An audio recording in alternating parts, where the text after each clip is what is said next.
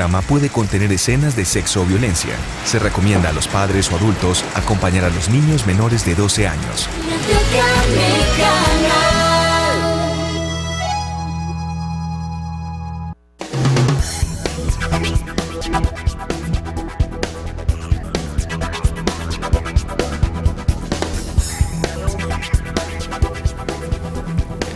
Buenas noches, bienvenidos a Teleantioquia Global, 30 minutos de análisis internacional. El año pasado, el 2013, inició con una gran sorpresa para el mundo católico. El entonces Papa Benedicto XVI decidió renunciar, algo que no ocurría hace 600 años. El cónclave que siguió a esta decisión tomó por sorpresa al mundo y eligió como nuevo papa al arzobispo de Buenos Aires, el sacerdote Jorge Mario Bergoglio, quien tomó como nombre Francisco. Durante estos 12 meses que ha tenido su pontificado, su humildad y sobre todo su trato, su cercanía con la gente ha generado un gran impacto. Aquí en Teleantioquia Global ponemos la lupa en el primer año del Papa Francisco.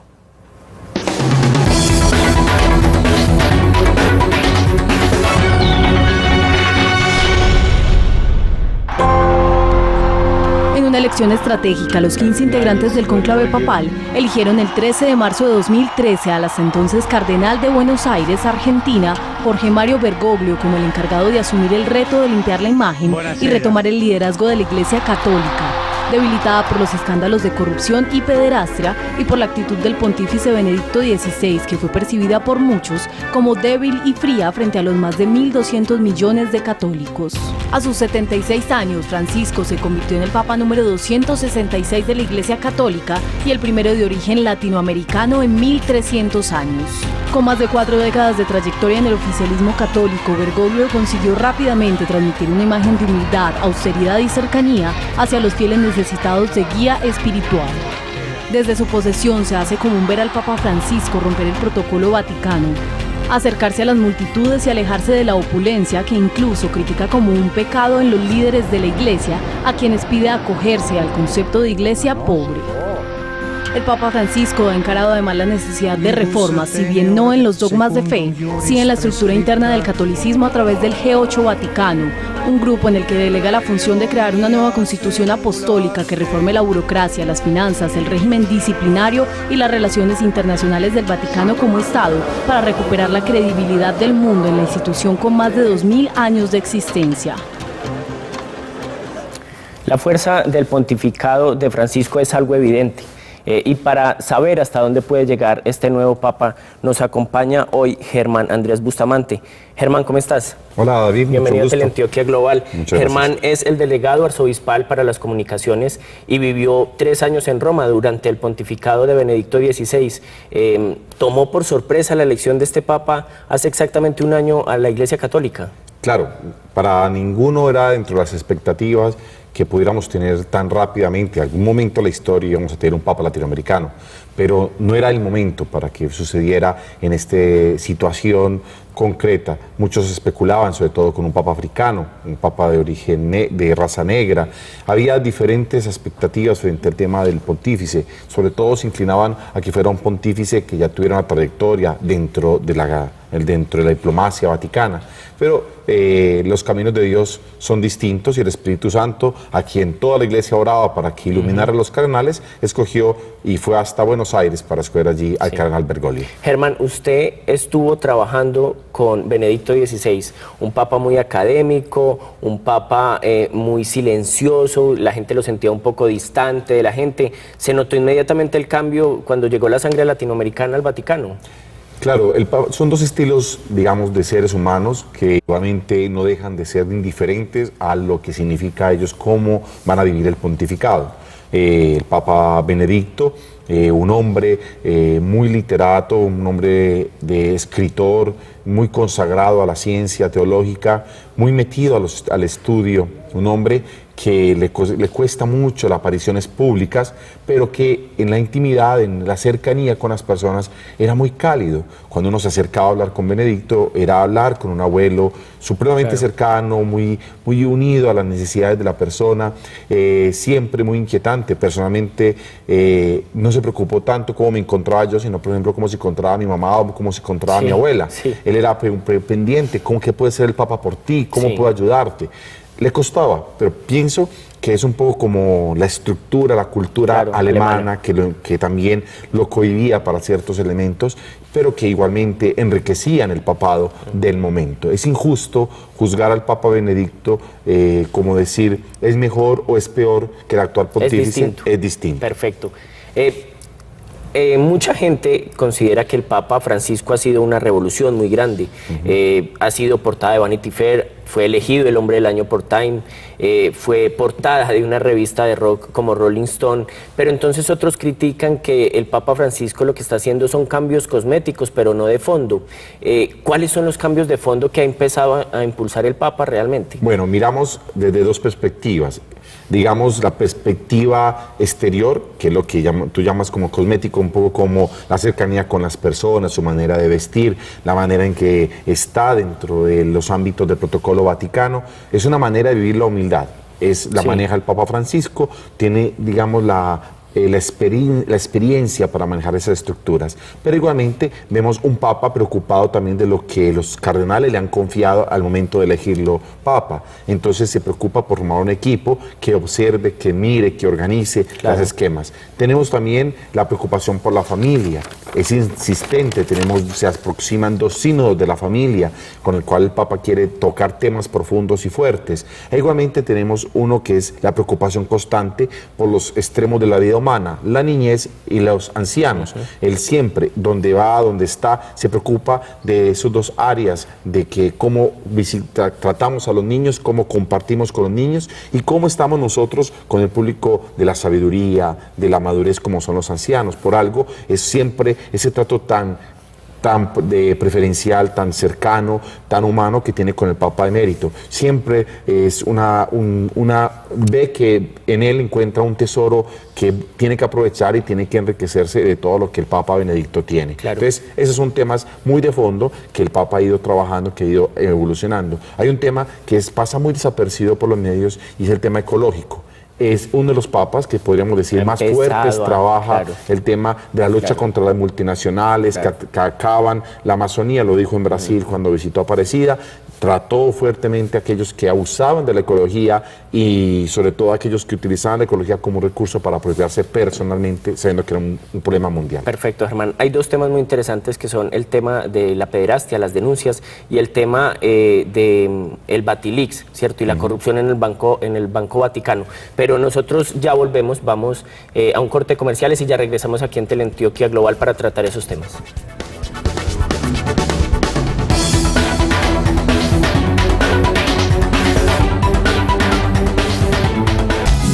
Ya volvemos con Teleantioquia Global.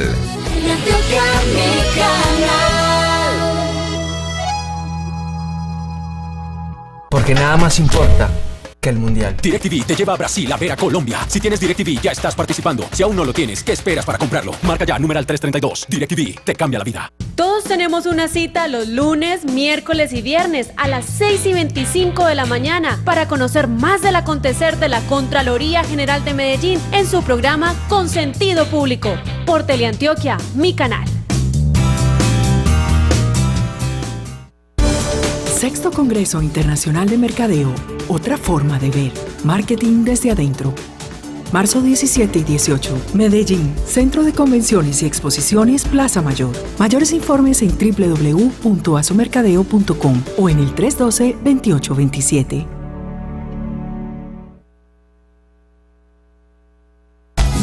Continuamos con Teleantioquia Global.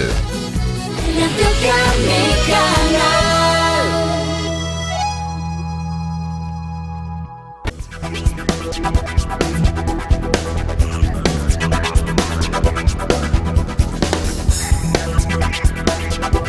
Cuando el Papa fue electo, cuando Jorge Bergoglio se convirtió en Francisco, aseguró que no era muy dado a las entrevistas. Sin embargo, no ha dejado de responder los interrogantes de la prensa y ha dado unas frases que han sido muy contundentes. Esta es una recopilación de las frases más contundentes del papado de Francisco.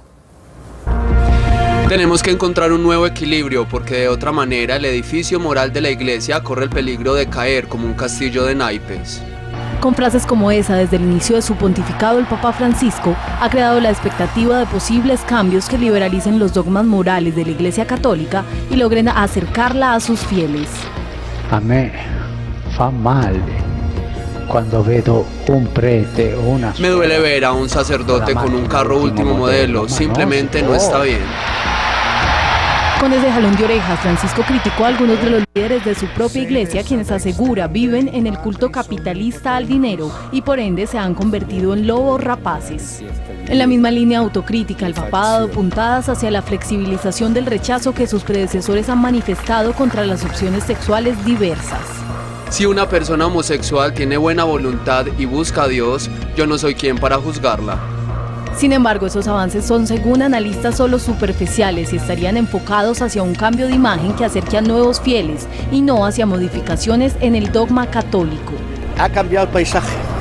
Aunque estamos en el mismo sitio, en la misma basílica, en la misma plaza vaticana, el paisaje de la iglesia ha cambiado completamente, se ha transformado.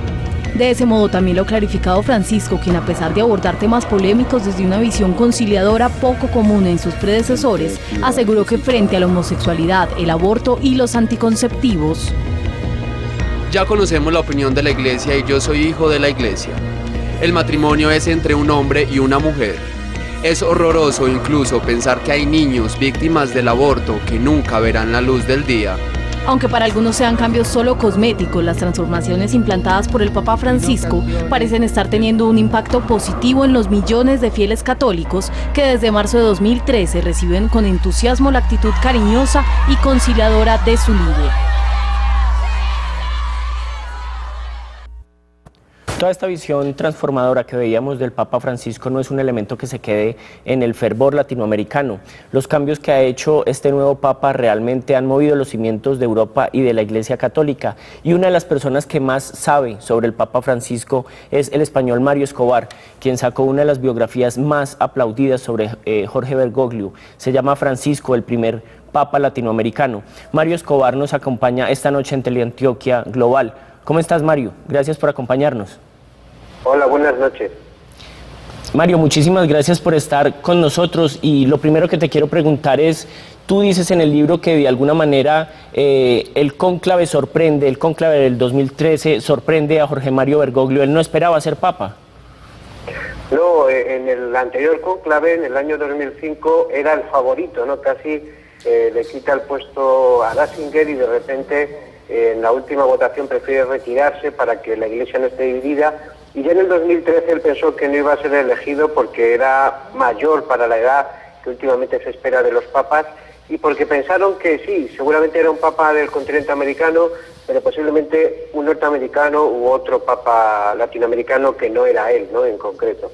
Claro, justamente cuando lo eligen, lo primero que hacen los medios de comunicación es empezar a buscar un poco en la vida de este sacerdote que ahora va a ocupar el trono de San Pedro. Y las primeras críticas que se le hacen tiene que ver con su postura durante la dictadura en los años 70 y 80 en Argentina. Cuéntanos un poco de esto que está plasmado en tu investigación. ¿Qué se descubre de Francisco y su actitud durante la dictadura?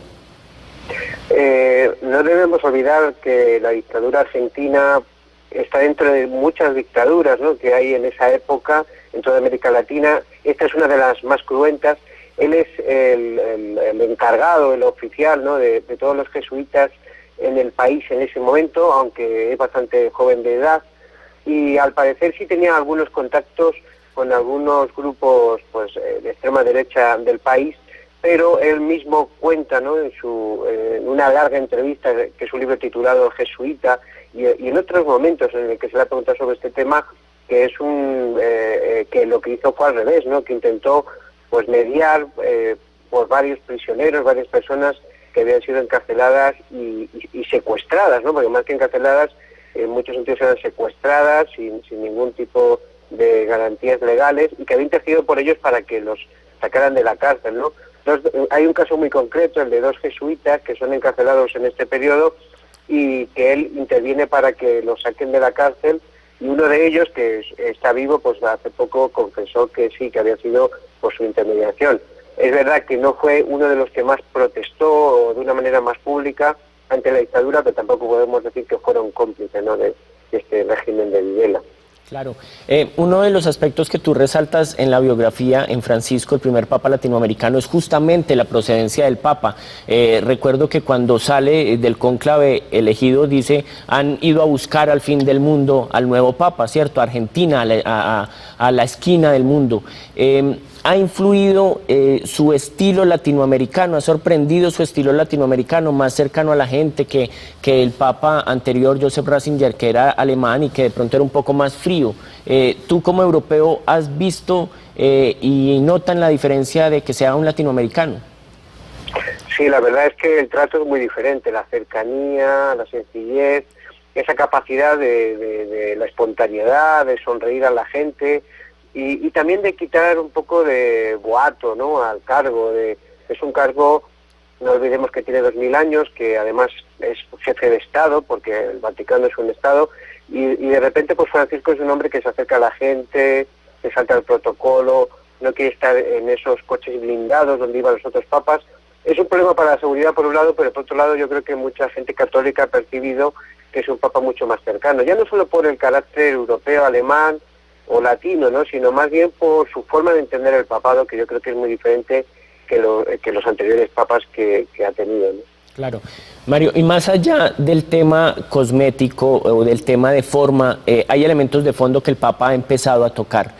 Dos principales tienen que ver con el caso de la pederastia, cuyas denuncias aumentaron considerablemente en la última década, y también con los escándalos que se revelaron justo antes de la renuncia del Papa Benedicto XVI, que fueron denominados los Batilix, ¿cierto? Todo este tema del escándalo en el Banco Pontificio. ¿Cómo has visto la actitud del Papa en estos dos casos puntuales? Yo creo que él ha intentado dos cosas. Por un lado, que el foco mediático cambiara, que se viera una parte más positiva de la Iglesia Católica, y al mismo tiempo crear comisiones, gente que se centrara en estos puntos que son muy graves, ¿no? El abuso a niños y estos escándalos financieros. Creando estas comisiones, lo que ha conseguido primero es que la gente perciba que se están haciendo cosas que no ha pasado como en otros pontificados, sino que se lo están tomando muy en serio, y al mismo tiempo, curiosamente, él está resolviendo los problemas de los anteriores papas, porque la mayoría de estos casos de pederastia, por ejemplo, vienen de la etapa de Juan Pablo II o de Benedicto XVI, pero él ha sido el que más rápidamente ha intervenido. No olvidemos que, por ejemplo, el caso de la Iglesia Católica en Estados Unidos ha sido gravísimo, ya no solo por los casos numerosos de pederastia, sino por lo que eso ha supuesto para la imagen de la Iglesia Católica y para sus arcas, ¿no? Porque todas esas denuncias han supuesto millones de dólares en indemnizaciones, ¿no? Y por otro lado el Batilix, que engloba un poco a todo lo que es el Banco Vaticano, la corrupción dentro de la Iglesia Católica. No olvidemos que tienen un banco, una financiera, que hasta ahora era muy opaca, no ha dado pasos para que se declaren las cuentas que tiene, para que haya la misma transparencia que en cualquier otro Estado, ¿no? Esas dos cosas, esas dos posturas nos hacen ver un cambio de actitud, más que ocultar las cosas, ponerlas un poco bajo la alfombra, sino intentar sacarlas a la luz y que, bueno, si tienen que caer, como ya ha pasado con algún cardenal que ya ha sido expulsado del Vaticano, ya no tanto por practicar pedofilia y todas estas cosas, sino por consentirlo dentro de su diócesis y ocultarlo, ¿no? Yo creo que en ese sentido sí se ha visto un gesto bastante grande del Papa. Perfecto, Mario. Nosotros te agradecemos muchísimo por acompañarnos desde Madrid. Ya son altas horas de la noche allá. Muchas gracias por la espera, por acompañarnos en Teleantioquia Global. Mario Escobar, el biógrafo del Papa, que escribió uno de los libros más aplaudidos, Francisco, el primer Papa latinoamericano. Muchas gracias, Mario. Gracias a vosotros. Nosotros ya regresamos a Teleantioquia Global.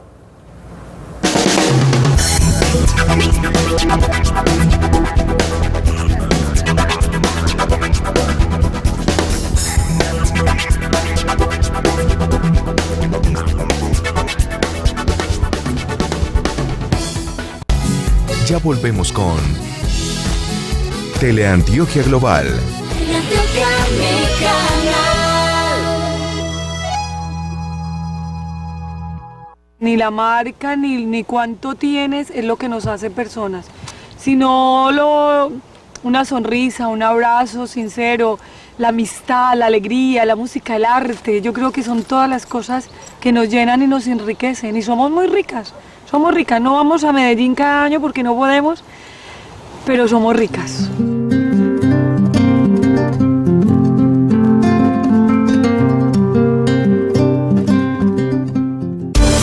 Sexto Congreso Internacional de Mercadeo, otra forma de ver. Marketing desde adentro. Marzo 17 y 18, Medellín, Centro de Convenciones y Exposiciones Plaza Mayor. Mayores informes en www.asomercadeo.com o en el 312-2827.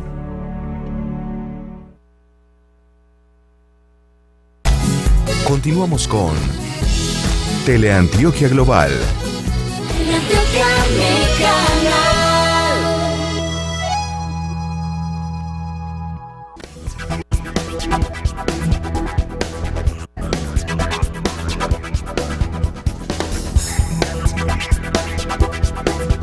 Bueno, Germán, el perfil del Papa que hemos visto, tanto el que nos describía su biógrafo como lo que hemos analizado en este tiempo, es de un hombre muy humilde, muy cercano a la gente, que se baja del papamóvil, que monta a los niños al papamóvil, que abraza a los enfermos.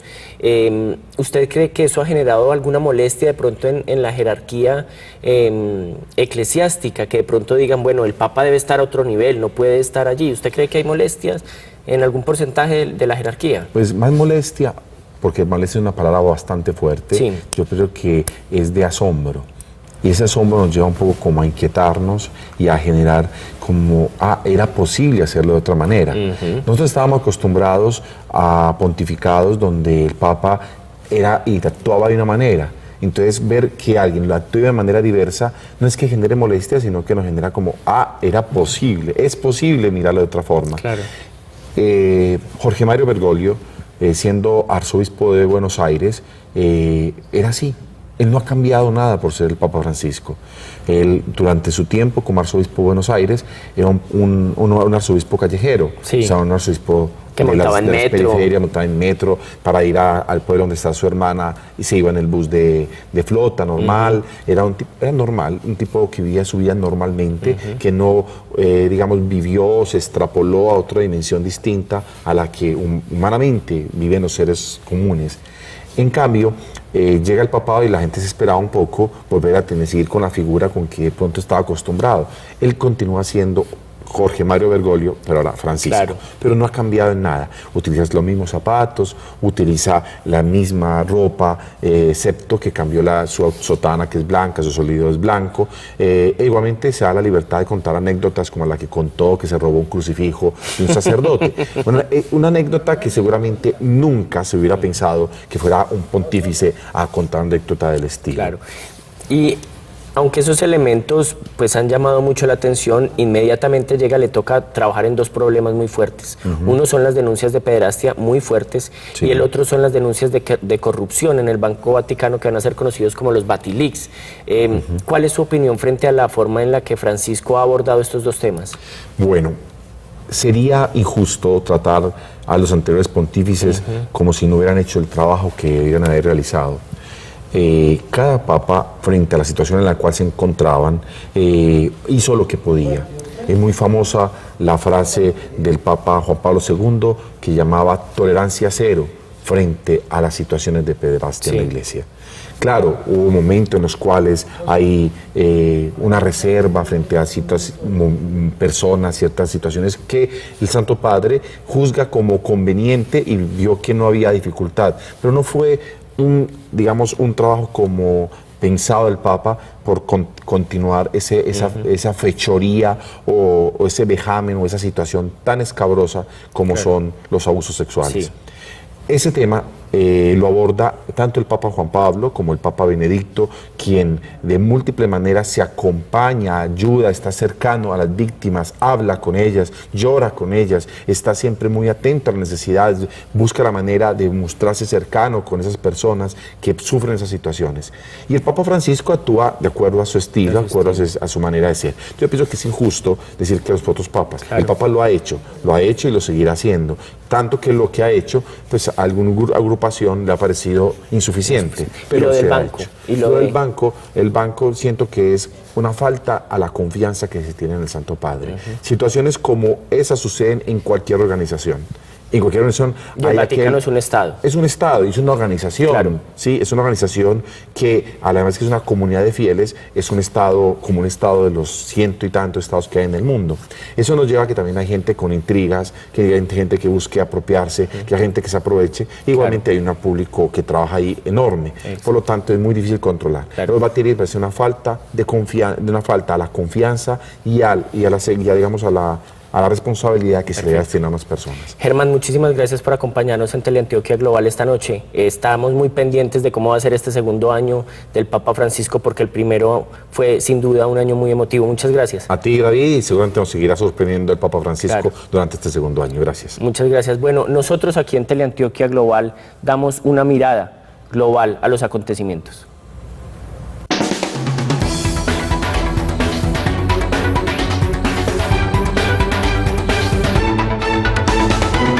Antes de terminar nuestro programa, acá en Teleantioquia ponemos una mirada global. 3 temas que serán noticia la próxima semana. El primero de ellos, México, la creciente ola de violencia que no se detiene en el país norteamericano. Cómo las autodefensas de Michoacán han incrementado su poder y los golpes que el presidente Enrique Peña Nieto le ha dado al narcotráfico. 2. La situación en El Salvador. Mientras nosotros el domingo pasado elegíamos Congreso, ellos elegían a su presidente y la definición fue muy mínima. Ganó la izquierda por menos del 1% y la derecha pide un recuento de votos, asegura que hay corrupción. Y 3. La inmensa posibilidad de que Brasil, en cabeza de su presidenta Dilma Rousseff, entre a negociar en el conflicto que se ha generado en el país hermano desde que hace un mes empezaran las protestas por los estudiantes, por los jóvenes que han tomado las calles para criticar al gobierno de Nicolás Maduro. Eso es todo. Recuerden que nos vemos el próximo jueves aquí a la misma hora, a las 9:30, Teleantioquia Global. Más análisis, más invitados y más profundidad. Buenas noches.